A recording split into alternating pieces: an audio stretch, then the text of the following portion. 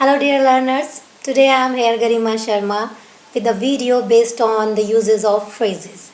There are some important phrases that I have selected for you. I hope you know the importance of phrases in our speech. Generally, if we use simple sentences in our speaking, it looks not so effective, or you can say simple speaking. So if we want to make our speech effective, or you can say if we want to beautify our speech, so it is mandatory to use phrases for decorating your speech, for decorating your words. So without making any delay, let's start our video. So here you can see the important phrases. Here I have selected the phrases which are going to start with the letter A. You can see here, and one by one like this I'll prepare number of videos with different letters. So let's commence with the letter A. So at very first we are having, see, I am having here phrase in first column, second meaning, and in third column there are some examples using these phrases. So at first, very first is that is bed of roses. You have heard it also number of times. It's very common. A bed of roses. The meaning is comfortable work, or you can say the easy task. For example, her job is a bed of roses. Here I'll explain in Hindi also. Like कोई काम अगर easy है तो you can say that her job is a bed of roses. यानी कि उसका जो job है बहुत easy है. और you can say a sinecure job. सो जहाँ पे कंफर्टेबल होता है, the job that is comfortable and you are having a nice money there, you are paid nicely, so that is a sinecure job, और you can say a bed of roses. Alright, second is a black sheep. Black sheep, just like you can say, a meaning is a notorious person. Notorious like बदनाम व्यक्ति, जिसको हिंदी में हम बोलते हैं. He is a black sheep. If you are thinking that my speed is so fast, so I just prepare it because we are discussing, we are going to discuss minimum 20 phrases here. So that's why I just set my speed in that manner. Third one is a bottleneck, or you can say a wet blanket. A bottleneck, wet blanket. I hope it is clear by the name also. The meaning is that an obstacle or hindrance. Obstacle कोई भी रुकावट, hindrance का meaning भी रुकावट होता है. For example, I just prepared here. Many people. You can use here people. Many people consider smartphone as a bottleneck in the way of success. Nowadays, we people become habitual. You can say we people have become habitual using a smartphone, and it somehow we can consider. Somehow it's a kind of hindrance in our success, so it's a kind of bottleneck, or you can say a wet blanket. Fourth one is a dark horse. Dark horse जिसको हिंदी में छुपा रुस्तम बोलते हैं, और English में N extraordinary person, जिसका जो talent है शायद आपको उसका आइडिया ना हो, और ऐसे अगर कोई पर्सन की कोई क्वालिटी या स्किल सामने आती है, सो you can say a dark horse. Like we couldn't recognise he is a dark horse in his profession, कि हम उसको नहीं पहचान पाए, वो अपने प्रोफेशन में डार्क हॉर्स निकला, यानी कि बहुत ज़्यादा छुपा रुस्तम निकला. Fifth one is a bone of contention. You can say an apple of discord, जिसको हिंदी में बोलते हैं फसाद की जड़ या फिर लड़ाई का कारण.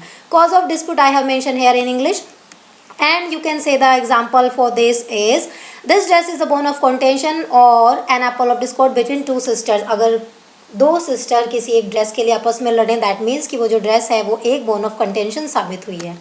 Next is air.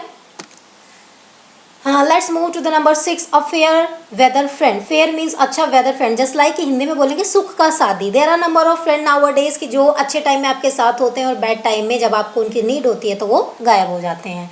Hair the meaning is companion of good time, यानी कि जो अच्छे टाइम का साथी होता है. Example is a fair weather friend is never trustworthy. Fair weather friend यानी कि जो आपके अच्छे टाइम में तो आपके साथ है, but when ever you need, when ever you want his और हर हेल्प, ही और she will be unavailable, so you can say that person is a fair weather friend. Next is 7, a feather in one's cap. a feather जिसको हम बोलते हैं पंख, in one's cap यानी कि किसी की कैप को अगर क्या कर रहे हैं, शोभा बढ़ा रहे हैं, उसको क्या कर रहे हैं, रेस्पेक्ट दे रहे हैं. So here the meaning is honour और respect. That means just like you can say कि आपके ऑनर में चार चांद लगा दे, या आपकी रेस्पेक्ट को और बढ़ा दे. सो यू कैन से कि a feather in one's cap. Just like this certificate has added a feather in school's cap, कि स्कूल की अचीवमेंट में इस सर्टिफिकेट ने एक और फेदर ऐड कर दिया, यानी कि उसको और ज़्यादा आगे बढ़ा दिया है. Next is a Herculean task. Herculean, I hope you heard the Greek warrior he was so Herculean, Hercules Hindi में जिसका नेम है, सो वहीं से बना है ये हरक्यूलियन टास्क, जिसका मीनिंग है करेजियस टास्क, यानी कि जो हिम्मत वाला एक काम होता है। For example climbing the mountain is a Herculean task, कि क्लाइंबिंग माउंटेन पे कोई भी इजीली नहीं चढ़ सकता है, सो यू कैन से it's a kind of Herculean task. Next is a lame excuse, जिसमें हम बोलते हैं कि एक बहाना बना देना। लेम एक्सक्यूज, जो एक्सक्यूज भी अगर आप दे रहे हैं तो अगर वो जेन्युइन नहीं है, दैट मीन्स एक्सक्यूज तो जेन्युइन नहीं होता। एक्सक्यूज लाइक अगर कोई आप बात बता रहे हैं तो वो ट्रस्ट वर्दी है या नहीं, so but if it is a lame excuse means कि कहीं से कहीं तक भी आप उस पर ट्रस्ट नहीं कर सकते। It's a unreasonable explanation, like you are absent yesterday, now don't give me lame excuses, कि कल आप एबसेंट थे और अब उसके लिए मुझे कोई लेम एक्सक्यूज मत देना। All right, I hope it is clear to all. Next is a man of letters. Letters, I hope you know the letters just like in Hindi or in English. So a famous writer, that means लिखने से या रिटिन work से related है, a famous writer, ठीक है। Like doctor APJ was the man of letters, कि doctor APJ कलाम जो थे वो मैन ऑफ लेटर यानी कि एक फेमस राइटर थे। I hope you heard is famous book a wings of fire. If you gets time you must read that book, that's very good. All right, next is number 11 a man of straw. Straw like जिसको हिंदी में हम तिनका या भूसा बोल देते हैं, तो यहाँ पे उसका मीनिंग है अ पुअर विल पर्सन, यानी कि वो पर्सन जिसकी विल पावर जो है पुअर है। Poor means weak will power है, यानी कि वो अपने डिसीजन नहीं ले पा रहा है या फिर उसके अंदर करेज नहीं है। Like he can't get success as he's, he apostrophe, ये कॉन्ट्रैक्टेड एस है, इसको अपोस्ट्रोफी एस भी बोल सकते हैं, but it will be better कि आप इसको कॉन्ट्रैक्टेड एस बोलें, ठीक है। He is the man of straw, he can't get success as, ये देखिए यहाँ पे कांट और he is both are the contracted forms, contracted forms की इनके जो मिडिल के जो लेटर्स हैं वो स्किप कर दिए गए हैं। So he can't get success as he is the man of straw, वो सक्सेस नहीं हासिल कर सकता अपनी लाइफ में because he is having loose will power, you can say very weak will power. So he is a man of straw, बहुत कमज़ोर दिल का या कमज़ोर इरादों का इंसान है। Next is a narrow escape. Narrow escape होता है हिंदी में बाल बाल बचना, जस्ट मेंशन है अवॉइडेंस ऑफ डेंजर, कि डेंजर से, खतरे से बाल बाल बचना। For example we had a narrow escape yesterday while travelling over hills. Hills का एरिया आपको मालूम है, just like whenever you want to go Nainital and such kind of hill station और हिली एरिया, तो वहाँ पे जो रोड होती है that's very it's having a very sharp turn, so you can say that it's a kind of narrow escape there. 13 is a rainy day. Rainy day होता है need या फिर ज़रूरत का समय, यानी ज़रूरत में जब आपको किसी चीज़ की ज़रूरत होती है। Like we should save money for rainy days, कि हमें ज़रूरत के टाइम या जब हमें ज़रूरत है उसके लिए, यानी आप कह सकते हैं बुरे वक्त के लिए या नीड, जब हमको किसी चीज़ की ज़रूरत होगी उसके लिए जब आप सेविंग करते हैं, तो you can say a rainy day. All right, 14 is a red letter day. Red letter day just like an important day, सबके लिए कोई ना कोई डे इंपॉर्टेंट होता है। So I have taken a very easy example here, every one's birthday is a red letter day for one's life. सबकी life में अपना अपना बर्थडे इंपॉर्टेंट होता है, औरों का भी होता है बट स्पेशली अपना तो सबका ही होता है। 15 is a rolling stone. Rolling stone just like name से it is clear by the name की रोलिंग स्टोन जो लुढ़कना पत्थर या लुढ़कना लोटा जिसको बोल देते हैं। A turncoat, turncoat कि आज एक कोट उसने पहना है और आज किसी और ने पहना, कल किसी ने पहना, आज किसी ने पहन लिया। टर्न कोट यानी कि both the words are having the same meaning. Like a fickle, fickle होता है वैसे हिंदी में चंचल, जो इधर से उधर यानी स्थिर नहीं होता, फिक्स नहीं होता। A fickle minded person, a person who is having fickle minded like the person who is not having fixed mind, not having stable mind, that the word is here a fickle minded person, जो आज उसको लगा उसका साथ अच्छा है उसके साथ हो गया, कल लगा नहीं ये अच्छा नहीं है। जस्ट लाइक कि जो पॉलिटिशियन होते हैं वो अपनी पार्टीज चेंज करते रहते हैं, जहाँ फायदा दिखता है वहाँ पे चले जाते हैं। In that sense you can learn it. Your friend is a rolling stone, that's why has no respect, यानी कि आपका जो फ्रेंड है वो एक रोलिंग स्टोन है, इसलिए उसकी कोई भी रेस्पेक्ट नहीं है, जहाँ फायदा दिखता है वो वहाँ चल देता है। So I hope it is clear to you.